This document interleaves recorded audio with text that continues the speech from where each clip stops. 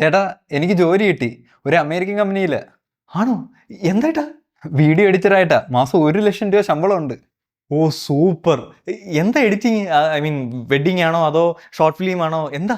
അതൊന്നും അറിയത്തില്ല. പക്ഷേ സാധാരണക്കാർക്ക് വേണ്ടിയിട്ട് നിലകൊള്ളുന്ന കമ്പനിയാണെന്നാണ് പറഞ്ഞത്. ഈ സാധാരണക്കാരായ കൃഷിക്കാർ, ഡ്രൈവർമാർ, പ്ലംബർമാർ, ഡോക്ടർമാർ അവരൊക്കെ നമ്മുടെ ക്ലയൻസ് എന്ന് പറഞ്ഞത്. ഓ അപ്പോൾ സോഷ്യൽ സർവീസ് ചെയ്യുന്ന എന്തോ കമ്പനിയാ.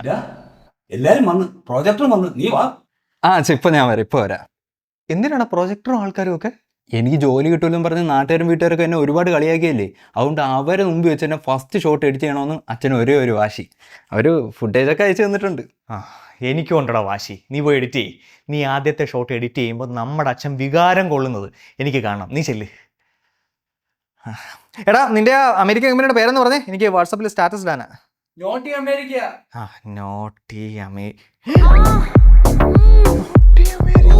ഈ സാധാരണക്കാരായ കൃഷിക്കാർ, ഡ്രൈവർമാർ, പ്ലംബർമാർ, ഡോക്ടർമാർ അവരൊക്കെ നമ്മുടെ ക്ലയൻസ് എന്ന് പറഞ്ഞത്. നീ ആദ്യത്തെ ഷോട്ട് എഡിറ്റ് ചെയ്യുമ്പോൾ നമ്മുടെ അച്ഛൻ വികാരം കൊള്ളുന്നത് എനിക്ക് കാണണം. നീ ചെല്ല്. ഇന്ന് അച്ഛൻ മാത്രമല്ല നാട് മുഴുവൻ വികാരം കൊള്ളും.